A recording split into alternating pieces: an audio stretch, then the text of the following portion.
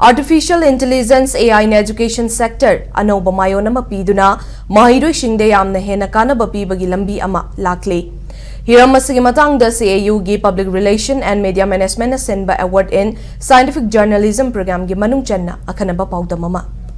Tambagi loiba naidwa ekoi mioibagi punsini anoba tamba khangnaba honaba amadi achumba warep lowa education gi maruiba saru ama oiribani modern society asida ekoi mioibagi learning process asida yamna chauna ahongba ama lakhre khwaidagi nauna mahiroi singi learning process ta yausilak asi artificial intelligence AI learning system asini AI in education system haiba hiramasigi matangda Manipur University gi computer science department gi head oina thopuriba Dr. Robindro na hai mahiroi amana AI learning platform kaya lairiba sida account ama hanglaga personalized digital lesson gi khudong chaba phangba yagani mahiroi singi apamba lesson amadi topic ki matungina content customize tawraga AI integrated agent singna mahiroi singda sanaba content recommend tawduna mahiroi singda hena khudong sahli masigi matakta AI agent singna fangliba data singi matungina matam gi oina mahiroi singi lesson content upgrade tawbagi facility AI learning system the lady India gi oina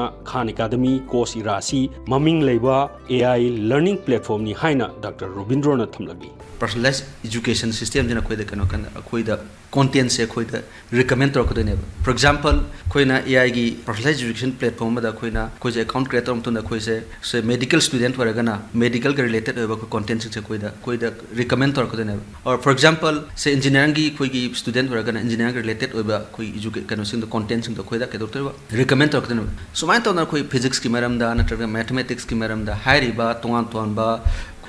online platform artificial intelligence integrate tawba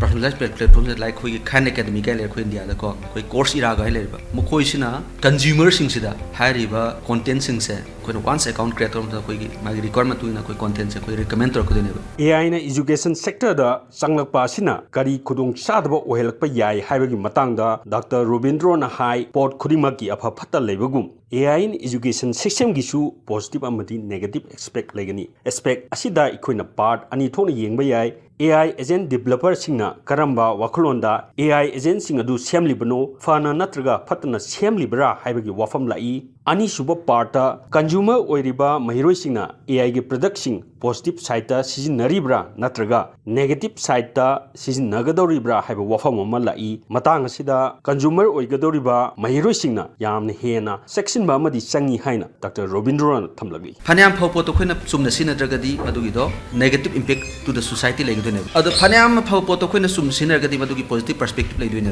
aduna khoin le lakhdoi posi kana kon at the time of development as well as the time of consuming the product of artificial intelligence khoyam cautious oibam darka hoy AI gi application ji day to day life ta khoi use torbina product tu na sector poto ai isama se cautious oibam darkar hoy any product aduga general oina khoina tobu yabona khoi government ki khoi general guidelines sama pot am lem tam da AI product ki na ta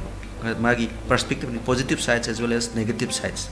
isana cautious oibama aduga mayam gi na khoi general guidelines sama leibagi tangai phadu tu lei